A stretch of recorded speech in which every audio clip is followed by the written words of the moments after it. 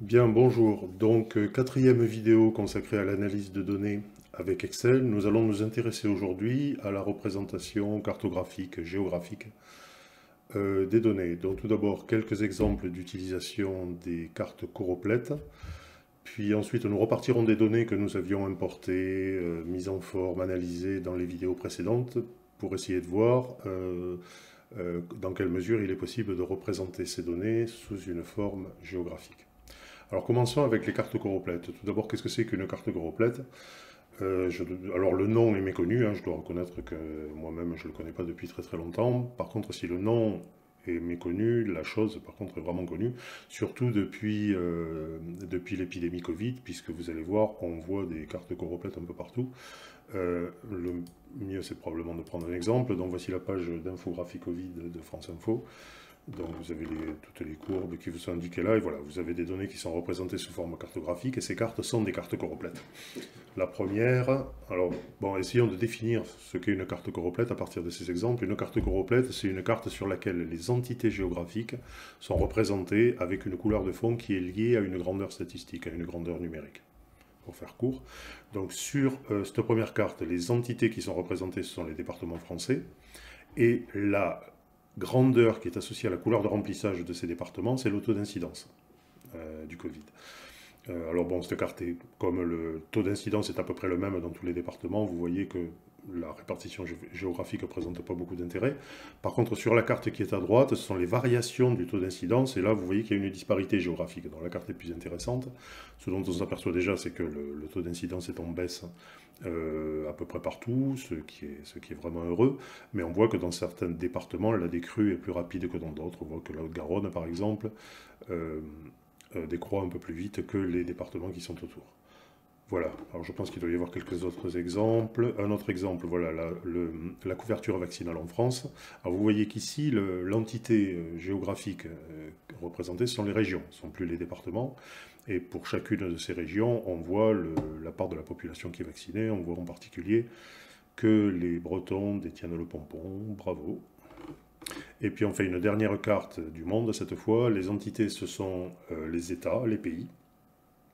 Là aussi, je crois que c'est la couverture vaccinale voilà, qui est représentée. On voit que malheureusement, par exemple, les pays d'Afrique sont largement moins vaccinés que les autres.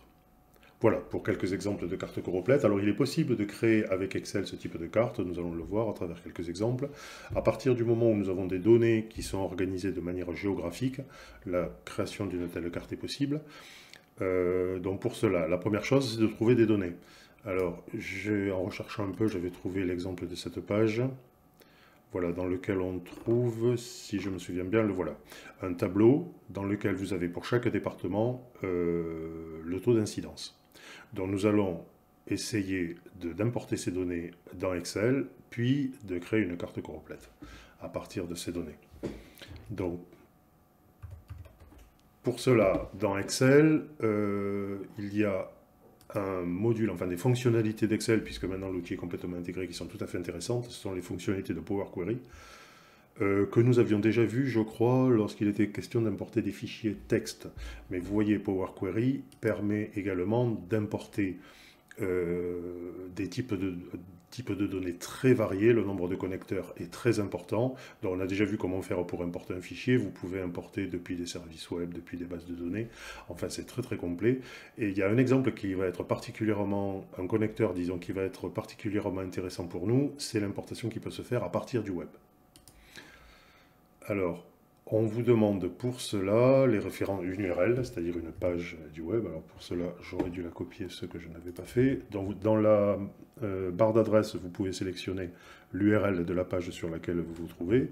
CTRL-C pour la copier. Vous revenez à Excel et là, CTRL-V pour la coller. Power Query va alors analyser la page pour essayer de trouver dans cette page toutes les données qui sont dans un format que l'on pourrait récupérer dans Excel. En clair et en gros, tous les tableaux qu'il va trouver dans la page web. Donc voilà, l'analyse se poursuit. Voilà. Donc là, il a trouvé deux tableaux. Alors là, il convient de jeter un œil parce que pour trouver celui qui correspond aux données que l'on souhaite importer. Donc voilà, celui-là typiquement ne nous intéresse pas, c'est probablement ici que nous avons les données, voilà, très bien. Donc nous retrouvons la liste des départements, le taux d'incidence, et puis un certain nombre d'autres informations qui étaient disponibles dans le tableau en question. Donc comme on va s'intéresser simplement au taux d'incidence, on va supprimer les autres colonnes, et pour cela, vous vous souvenez, on avait fait la même chose, je crois, pour les fichiers texte. On va utiliser les fonctionnalités Power Query. Donc voilà notre tableau. On va simplement prendre sélectionner ces trois colonnes, et puis ensuite il suffit de les supprimer. On va rajouter un titre, ici, département.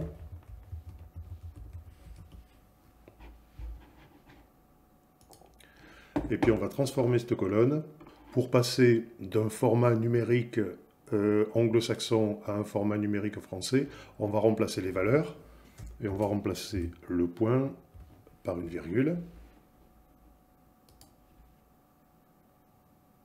Voilà, et alors vous voyez que la valeur n'est toujours pas reconnue comme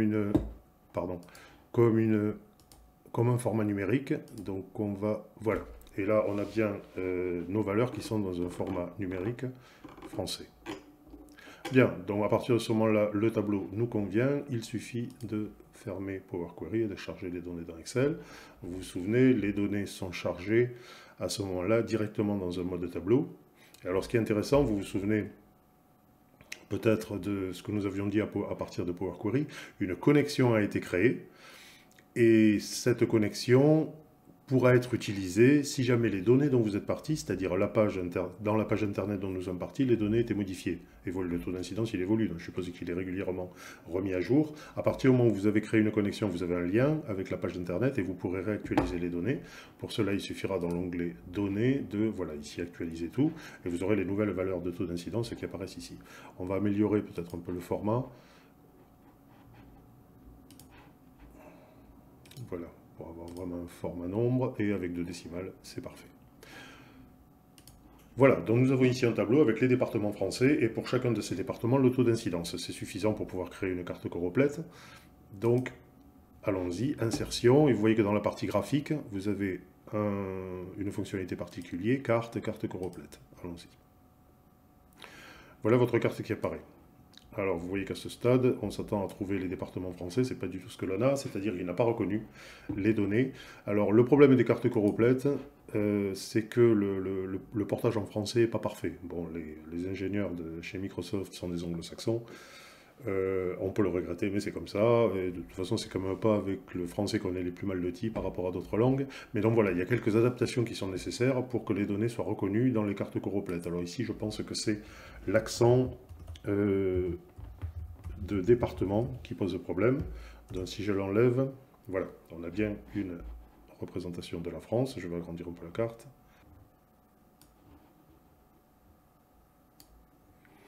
Voilà, donc vous voyez que la plupart des départements français sont bien reconnus. Alors nous avons un problème sur quelques départements, ça c'est l'Aube je crois, le Cher et les Côtes-d'Armor. Donc on doit avoir des libellés qui pose un petit problème à Excel. On va trier les départements par ordre alphabétique pour les retrouver. Donc l'Aube est ici. Alors souvent quand on a un problème avec un nom de département comme ça, il suffit de le faire, il suffit d'indiquer département devant, et souvent la modification suffit. Voilà. Donc l'Aube est bien reconnu. Le Cher, on va essayer la même modification en espérant qu'elle suffira. Département Cher, voilà, ça marche. Et alors, les Côtes-d'Armor, c'est un problème connu. Vous trouverez sur des forums des discussions à ce sujet, il y a un petit bug là-dessus. Alors, je sais qu'en rajoutant, ne me demandez pas pourquoi, mais je sais qu'en rajoutant un 4 sur une carte de France, comme ça, voilà, les Côtes-d'Armor apparaissent. Alors, je ne vais pas le faire parce que il apparaît bien sur ces cartes, mais dès qu'on représente ensuite les départements au sein des régions, dès qu'on fait un zoom, il n'apparaîtra plus. Donc voilà, je laisse comme ça pour le moment.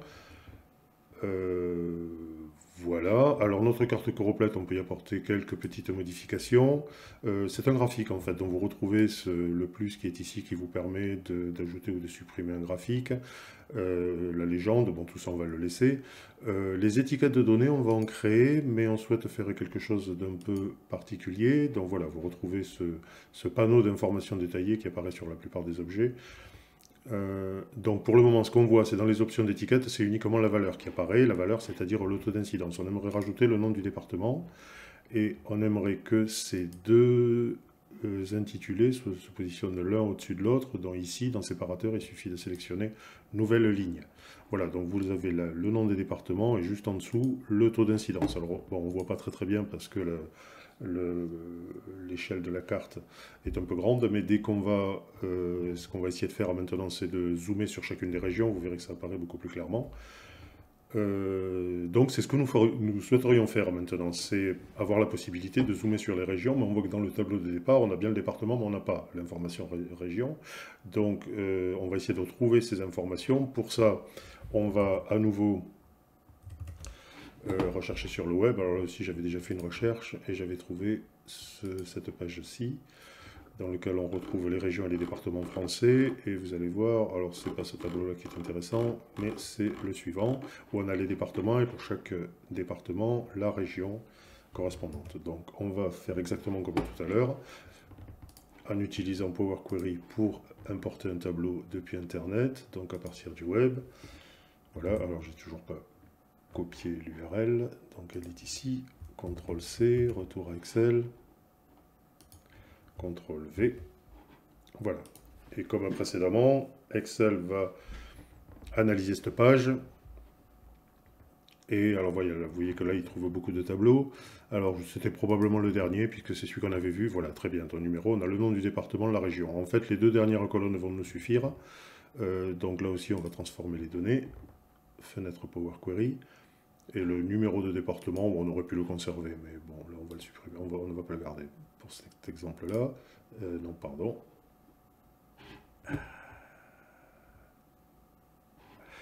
Alors quand vous avez fait une mauvaise manipulation comme ça, vous voyez que toutes les actions que vous avez faites apparaissent ici. C'est le script qui est d'ailleurs le script qui est rejoué lorsque vous voulez actualiser les données. Donc la dernière manipulation n'est pas bonne, je l'allume.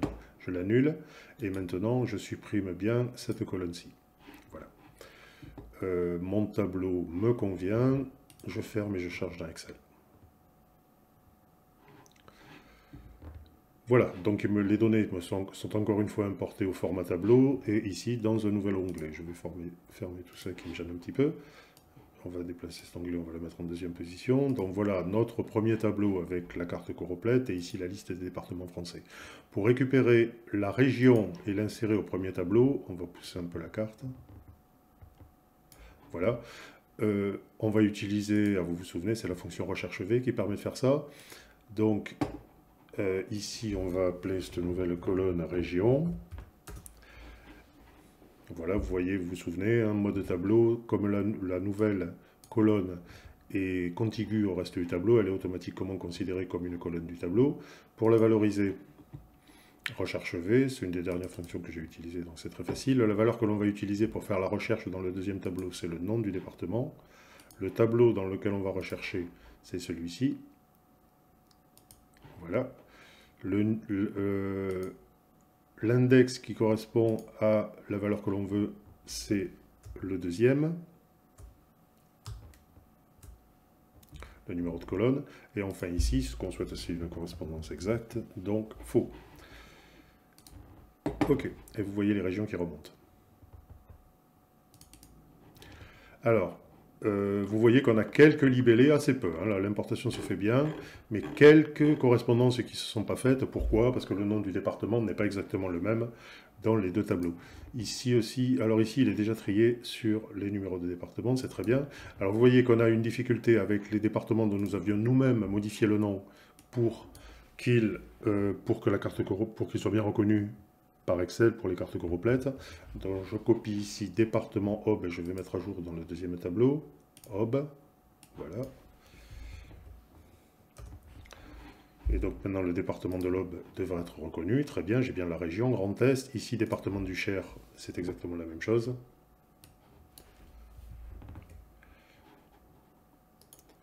Cher.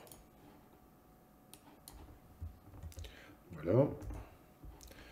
Et puis, alors pour quels autres départements est-ce que nous avons un problème? Côte d'Armor, même chose. Alors là, c'est peut-être le tiret qui pose problème, je ne sais pas, ou l'accent sur le O. Côte d'Armor, voilà, c'est le tiret. Hein. Donc, Côte d'Armor. Donc si je me reviens à mon tableau, voilà, vous voyez que la correspondance s'améliore. Il me semble qu'il y en avait un autre pour lequel nous avions un problème, c'est la Seine-Saint-Denis. Alors je ne sais pas pourquoi, sans doute à cause des tirets ici aussi. Alors c'est une difficulté qu'on a quand on récupère les informations sur Internet, les libellés ne sont jamais toujours exactement les mêmes. Où elle est la Seine-Saint-Denis? Seine-Maritime. Seine-Saint-Denis. Non, ce ne sont pas les tirets, ce sont le Seine qui était abrégé. Voilà, et ici, nous avons toutes les régions maintenant qui sont correctement alimentées. Et notre carte complète qui est bien alimentée.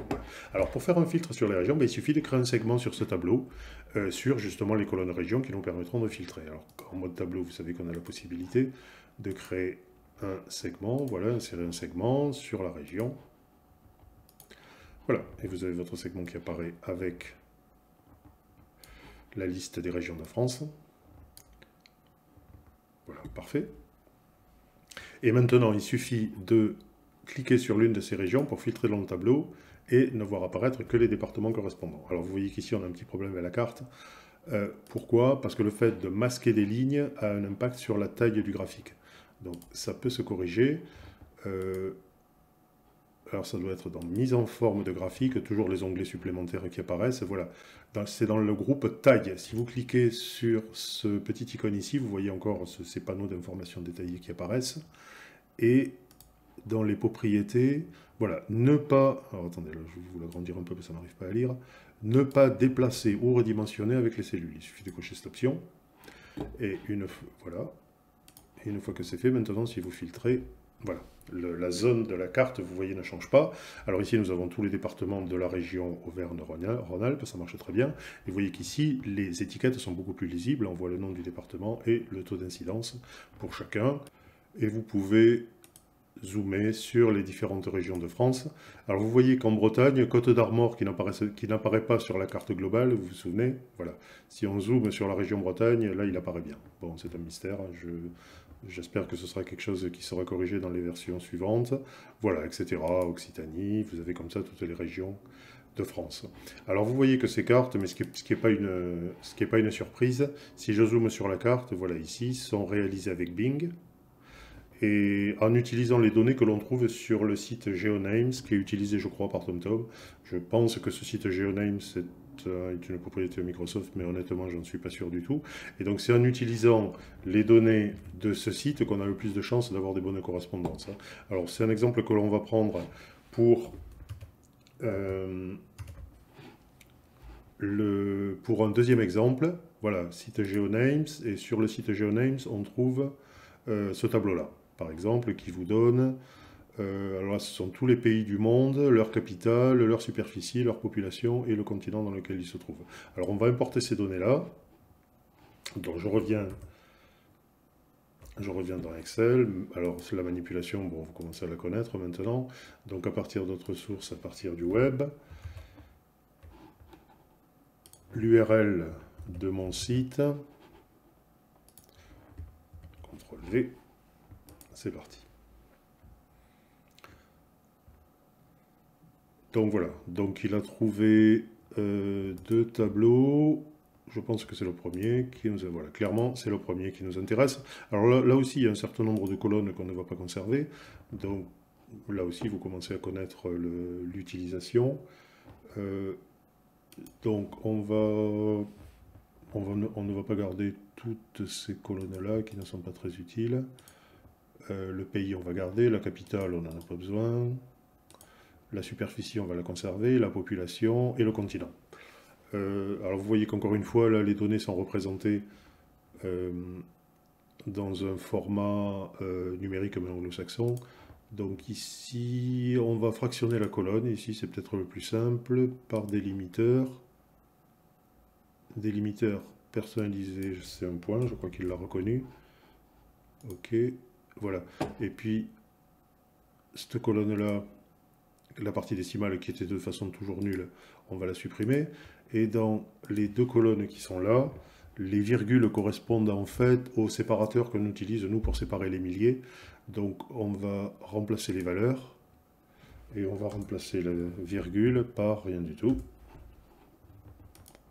Voilà, et là on a des données maintenant, alors ce sont des nombres entiers, voilà, et côté population, même chose, nombre entier.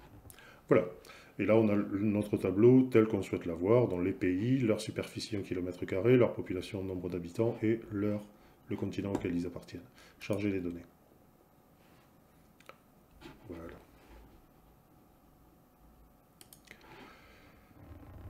Bon, ben rien de particulier, on peut directement faire une carte non, peut-être pas, parce qu'en fait, les données statistiques que l'on a là, population et superficie, sont pas forcément très intéressantes à représenter sur une carte, puisque la superficie, on la voit bien en regardant la carte, et la population, elle est quand même généralement très liée à la superficie. On se doute en voyant la Chine qu'elle est probablement plus peuplée que le Luxembourg.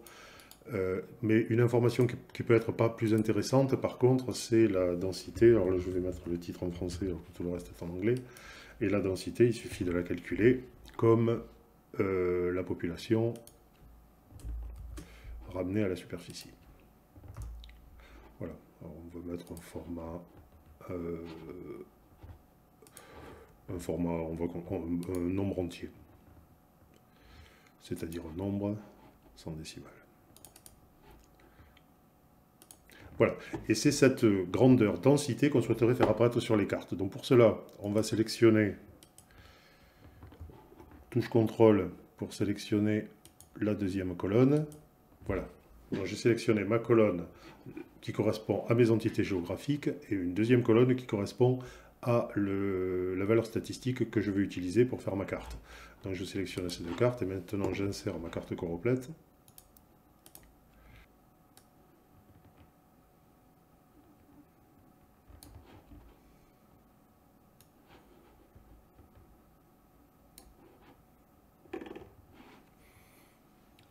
Voilà, alors vous voyez, bon, on ne voit pas grand-chose, mais c'est simplement lié au fait qu'il y a un certain nombre de tout petits pays qui ont des densités très très importantes, et donc ça écrase complètement toutes les autres valeurs. Donc on va simplement supprimer ces densités trop importantes. Donc, il suffit de trier ici du plus grand au plus petit. Voilà, alors il y a quelques États où ça n'a pas pu être calculé. Vous avez le Vatican et puis des îles que je ne connais pas bien. Là, c'est probablement dû au fait que je vais les mettre à 0, ces valeurs-là. La superficie est considérée comme nulle. Voilà, vous avez ces valeurs comme Monaco. Alors, les valeurs les plus importantes, on va les ramener à 0.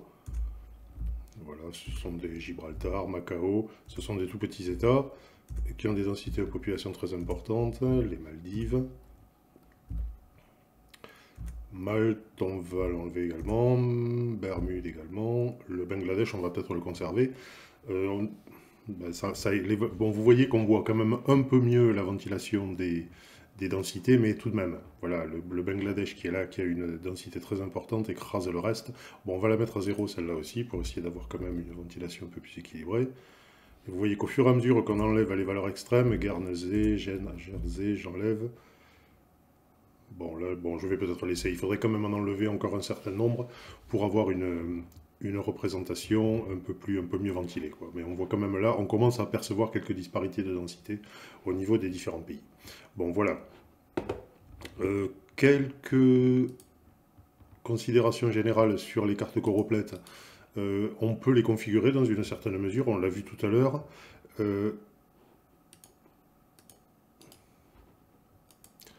Voilà, mais il y a quelques paramètres supplémentaires, je crois, dont je n'ai pas encore parlé, qui pourraient être intéressants. Le premier étant la projection cartographique. Alors cette notion de, bon, je ne vais pas trop m'étendre, mais cette notion de projection, elle est rendue nécessaire par le fait que la surface de la Terre, c'est une surface, disons, sphérique en première approximation, ou plutôt ellipsoïdale, puisque la Terre est un petit peu écrasée au pôle, et ce type de surface n'est pas déroulable dans un plan. Contrairement à une surface cylindrique, par exemple une surface conique, que vous pouvez dérouler dans un plan, c'est-à-dire sans déformation. Pour une surface sphérique ou ellipsoïdale, ce n'est pas possible. Et donc si vous voulez représenter la surface de la Terre sur un plan, vous êtes obligé de la déformer. Et alors les modes de déformation qui ont été imaginés par les géographes consistent le plus souvent à projeter la surface de la Terre sur des surfaces déroulables comme un cylindre ou un cône. Ce sont les surfaces qu'on utilise le plus souvent. Et c'est pour ça que ces transformations, on les appelle généralement des projections. Voilà. Donc là, ici, on vous en propose 3 qui sont parmi les plus connus. La projection de Mercator, alors vous allez voir, c'est pas celle qui est prise par défaut. Voilà la projection de Mercator. La projection de Mercator, c'est une projection ancienne qui a été créée au XVIe siècle, je crois, qui présente la particularité d'être conforme, c'est-à-dire elle conserve les angles. Et c'était très intéressant pour les navigateurs de cette époque-là, puisque une navigation à cap constant sur une carte en projection conforme se traduit par une droite, ce qui était très commode pour les navigateurs. Voilà. Mais cette conformité se paye au prix d'une déformation très très importante des zones, d'autant plus importante qu'on s'éloigne de l'équateur. Alors l'exemple qui est souvent pris par les géographes pour la projection de Mercator, c'est le Groenland, qui sur la carte représente une superficie qui est à peu près équivalente à celle de l'Afrique, alors qu'en réalité le Groenland est 15 fois plus petit, quoi. La déformation est considérable, devient considérable dans les très hautes et très basses latitudes, et les pôles sont rejetés à l'infini, ce qui fait qu'ils ne peuvent pas être représentés sur une projection de ce type. Voilà. Alors il y a d'autres projections qui vous sont proposées. La projection Miller, je ne la connais pas bien, je crois qu'elle est cylindrique elle aussi, mais elle corrige un peu la projection de Mercator pour rendre les régions polaires représentables sur ce type de carte, si je puis dire. Vous avez une autre carte qui est une autre projection, c'est la projection de Robinson, qui est très connue. Alors c'est une projection qui tente de corriger un peu cette déformation excessive des zones aux hautes latitudes. Voilà, vous voyez que là, par exemple, le Groenland apparaît avec une superficie beaucoup plus faible que l'Afrique, hein, ce qui correspond un peu mieux à la réalité. Alors, les projections qui conservent les superficies, on les dit équivalentes. La projection de Robinson, c'est une projection compromis qui n'est ni vraiment équivalente ni vraiment conforme, mais qui donne une représentation intéressante du monde. C'est pour ça qu'elle est souvent utilisée. Bon voilà, désolé de m'être un peu étendu sur cette notion de projection. Je reprendrai peut-être ces notions géographiques un peu plus en détail dans des vidéos consacrées au système d'information géographique. Voilà. Il y a d'autres paramètres, zone de la carte. Alors vous pouvez en demander une gestion automatique, c'est le plus souvent ce qui convient. Vous pouvez demander aussi à ne représenter que les régions, c'est-à-dire les entités géographiques de votre tableau pour lesquelles nous avons des données. Voilà. Vous pouvez faire ces choix-là. Les étiquettes de la carte, pour le moment, on n'en a aucune. On aurait pu choisir d'en faire apparaître. Bon, nous avons déjà fait l'exercice avec la France tout à l'heure, donc je ne vais pas y revenir. Et de la même manière que ce que nous avions fait pour la France, nous pouvons filtrer les données. Alors ici, un filtre intéressant, c'est le filtre par continent, bien sûr. Donc, même chose, je me positionne sur le tableau.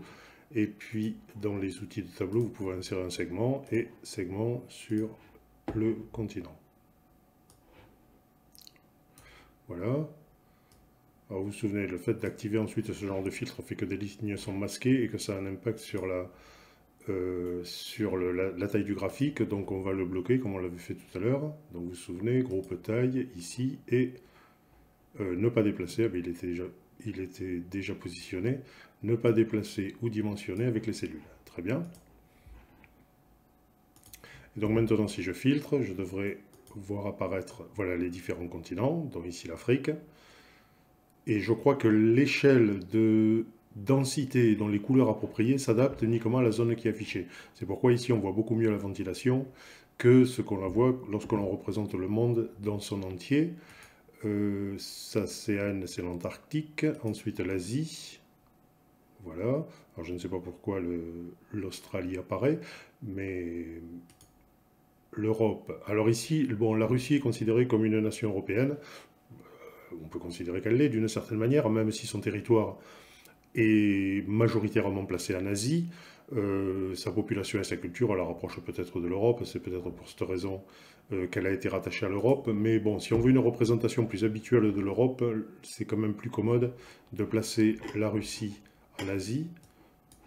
Donc, alors je vais trier sur les pays pour la trouver, parce que sinon c'est un peu compliqué.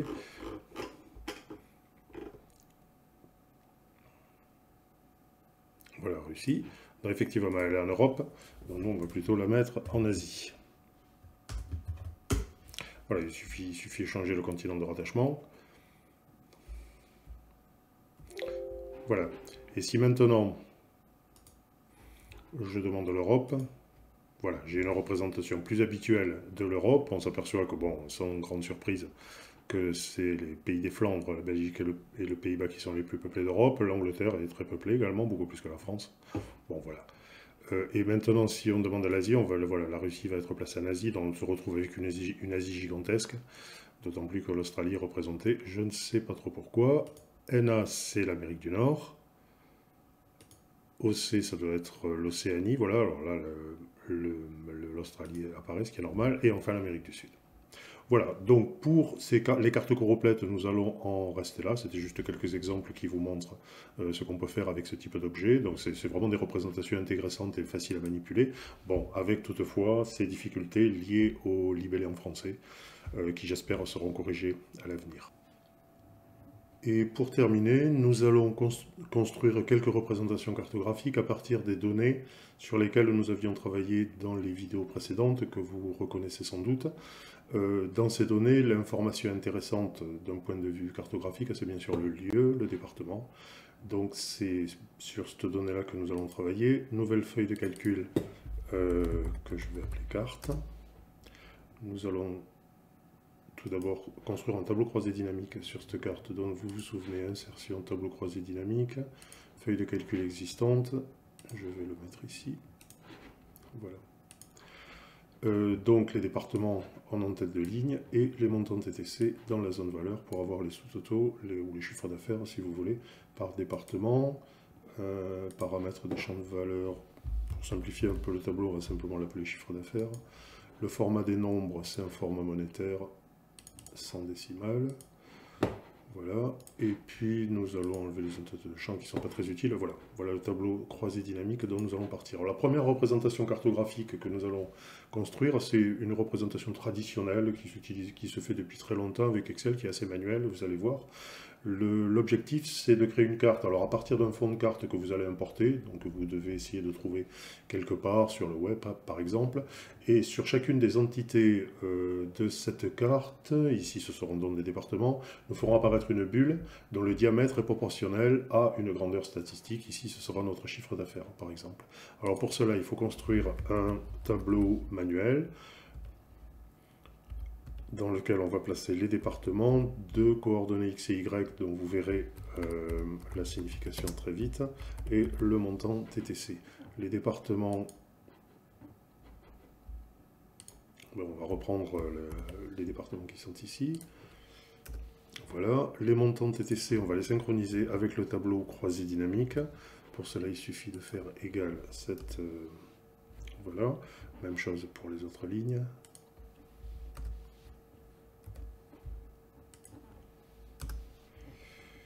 Et enfin, celle-ci. Voilà mon tableau, je peux le mettre en forme rapidement. Voilà, et voilà par exemple. Et puis, pour avoir une taille, là, je sélectionne les deux colonnes dont je les élargis simultanément. Alors, les montants TTC au format financier français. Dans les colonnes X et Y, nous allons pour le moment rentrer des valeurs aléatoires. Alors, les valeurs doivent être comprises entre 1 et 12, je crois. Donc, pour le moment, je rentre des valeurs tout à fait au hasard, et nous les ajusterons par la suite, vous verrez. Voilà. Et alors ensuite, par rapport à ce tableau, sur la base de ce tableau, disons, nous allons créer un diagramme d'un type un peu particulier, dans la catégorie nuage de points, diagramme à bulle. Donc voilà le diagramme qui apparaît. Nous allons commencer par placer notre carte en fond, si vous voulez, en remplissage de ce graphique, dans remplissage ici avec image ou texture. Par défaut, Excel choisit la première texture et qu'il a dans son catalogue. Nous, ce que nous voulons, c'est une image, alors qu'il faut que vous ayez préparé à l'avance, hein. Donc nous, ici, nous allons utiliser celle-ci. Voilà. Voilà. Ensuite, dans les rubans supplémentaires qui sont apparus, vous avez ici sélectionné des données. Alors, nous allons supprimer les deux séries que Excel nous a créées par défaut. Nous allons en rajouter une. Alors, nous allons l'appeler, par exemple, égal montant par département. Alors ici, on nous demande la plage de cellules qui vont correspondre aux abscisses de nos bulles. Donc, la voici. Ensuite, les ordonnées. Et ensuite, la grandeur statistique qui va être utilisée pour déterminer la taille des bulles. Donc pour nous, c'est notre montant TTC. Voilà. OK et OK. Alors nos bulles sont placées de manière aléatoire puisque nous avons rentré des valeurs quelconques pour x, pour les coordonnées x et y. Donc il va être temps maintenant de les ajuster. Alors bon, ça demande un peu de tâtonnement. Moi j'avais repéré les valeurs à peu près, voilà le Gers. Ensuite la Haute-Garonne, à peu près, mais vous allez voir, on va faire un ajustement final ensuite. Le Tarn et le Tarn-et-Garonne. Voilà. Et puis, alors, je pense qu'en ajustant, voilà, là on a nos bulles qui sont bien placées.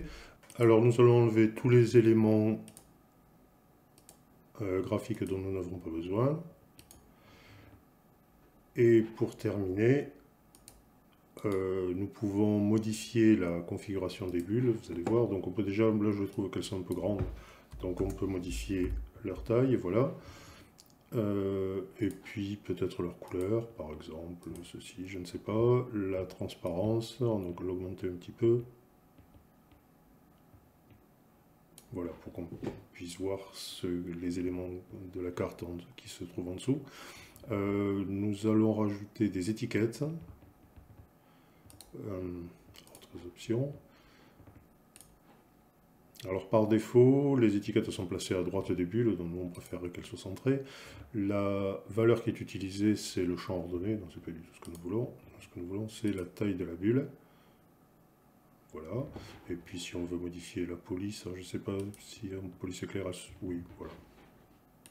Voilà, pour notre première carte. Alors la taille des bulles est à peu près la même, puisque les chiffres d'affaires sont sensiblement les mêmes.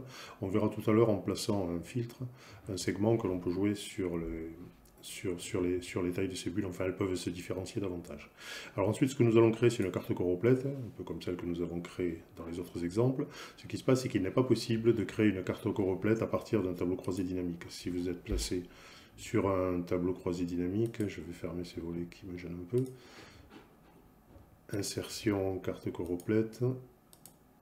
Voilà, vous ne pouvez pas créer ce type de graphique à partir des données d'un tableau croisé dynamique. Alors c'est un peu dommage, c'est peut-être quelque chose qui évoluera dans les versions futures, mais bon, il y a tout de même une petite astuce pour le faire. Donc je vais copier mon tableau croisé dynamique et je vais le coller ici, mais en copiant les valeurs. Voilà. Je vais remettre tout de même mes valeurs dans un format financier. Voilà. Et à partir de ce tableau-là, par contre, il est tout à fait possible, on va peut-être pas prendre le total général, il est tout à fait possible d'insérer une carte choroplète, là, bien sûr, hein, puisque c'est un tableau traditionnel que nous avons. Voilà la carte qui apparaît. Et ensuite, dans la mise en forme de graphique, non, pardon, dans la création de graphique, sélectionner des données. Ici, la carte choroplète est associée à la plage de cellules dont nous sommes partis, A9, B13. On va refaire pointer cette carte choroplète sur la zone qui correspond vraiment au tableau croisé dynamique, c'est-à-dire ici, ce sera de A1 à B5. Donc ici, je remplace le 9 par un 1 et le 13 par un 5. Voilà, ce qui apparemment ne change rien à ma carte choroplète, mais elle pointe bien maintenant sur le tableau croisé dynamique. Alors, de la même manière que dans le cas précédent, bon, c'est une astuce qui permet de s'en sortir, mais si jamais vos données évoluent et que de nouveaux départements apparaissent, ou au contraire certains départements disparaissent, aussi bien dans le cas précédent pour faire notre diagramme à bulle là, que dans le cas de la carte choroplète, vos diagrammes, vos cartes nécessiteront des adaptations, bien sûr. Bon, là, je peux supprimer ces données. Sur la carte choroplète, que pourrait... Alors, forme de la zone graphique, non. Ce qu'on veut, c'est vraiment modifier la série de données. Alors, bon, je ne reparle pas des projections cartographiques. Un champ qui est intéressant ici, là par défaut, vous voyez qu'il vous fait apparaître la totalité de la région Occitanie, et avec, en surbrillance, avec une couleur différente, les départements qui ont des données. On peut aussi choisir de ne faire apparaître que les régions avec des données. Si je fais ça, voilà, ma carte est un peu modifiée, je ne vois plus toutes les régions, mais simplement celles qui ont des données. On peut choisir de faire apparaître des étiquettes. Voilà, donc par défaut, j'ai simplement la valeur. Le nom de la catégorie, ça permet de faire apparaître le nom du département, ça peut être intéressant. Et je souhaite que les deux champs soient placés l'un au-dessus de l'autre, hein, comme je le fais souvent. Voilà notre carte Choropleth. Donc une astuce, hein, pour établir tout, pour créer tout de même une carte Choropleth et qui pointe sur un tableau croisé dynamique. Maintenant, ce que nous allons faire, puisque nous avons ici un tableau croisé dynamique, c'est rajouter un segment qui va nous permettre de rendre ces données plus dynamiques, en mettant un filtre par exemple sur les produits. Voilà, je le place ici. Et donc vous allez voir maintenant que mes deux tableaux, je peux filtrer sur mes deux tableaux. Vous voyez que les montants sont modifiés, la taille des bulles est modifiée. Alors là, elle est toujours... Est-ce qu'il y a un type de produit pour lequel, voilà. Là, j'ai en particulier pour le GERS, pour les imprimantes, j'ai pour le GERS un chiffre d'affaires plus faible. On voit bien que la taille de la bulle est largement plus petite que les autres. Voilà. Donc voilà pour ces deux cartes que nous avons construites. Une dernière chose que j'aimerais vous montrer rapidement, c'est voilà, les fonctionnalités de ce qui est ici, 3D Maps. Alors pour établir une carte de ce type, il faut repartir des données initiales, 3D Maps, ouvrir 3D Maps. Alors bon, j'avais déjà créé une visite guidée que je supprime, et on va en créer une nouvelle. Voilà. Alors pour une raison que je m'explique mal, 3D Maps s'ouvre sur un autre de mes moniteurs. Donc voilà, là je l'ai déplacé sur ce moniteur-là. Alors qu'est-ce que nous pouvons faire ici? Alors si nous dézoomons, vous allez voir, voilà, ce que l'on voit ici, c'est Microsoft, c'est Bing Maps. Hein. C'est un service de Microsoft qui ressemble beaucoup au service de Google Earth ou Google Maps. Alors vous voyez, vous avez différentes options. Ici, on va plutôt prendre l'option carte plane. Voilà, ici, c'est ici en fait que vous avez vos différentes données. Alors les options qui ont été retenues par défaut ne sont pas forcément toujours les meilleures. Donc ce que je souhaite voir apparaître, moi ici, ce sont les départements. Je souhaiterais plutôt une visualisation sur les régions. Voilà. Donc je retrouve ici mes départements. Dans la valeur, on pourrait rajouter le montant TTC. Voilà, ce qui nous donne un peu l'équivalent d'une carte Choropleth, hein, si vous voulez. Où la couleur dépend de ce que j'ai dans le champ valeur qui est ici. Voilà, écoutez, pour 3... Alors bon, 3D Maps vous permet ensuite de créer ce qu'ils appellent des visites guidées, puis ensuite vous avez la possibilité de créer des vidéos, de faire des captures d'écran de ce que vous avez fait. Bon, c'est des fonctionnalités honnêtement que je ne connais pas très bien, et que je trouve un tout petit peu anecdotique. Personnellement, je préfère la création des cartes Choropleth directement dans Excel. Voilà, mais je voulais tout de même vous montrer cette possibilité. Si elle vous paraît intéressante, je vous laisse l'explorer plus avant. Voilà, et nous allons en rester là pour cette vidéo. Je vous remercie de l'avoir suivi jusqu'au bout. J'espère que vous aurez appris quelques petites choses et je vous souhaite bonne route en attendant notre prochaine vidéo.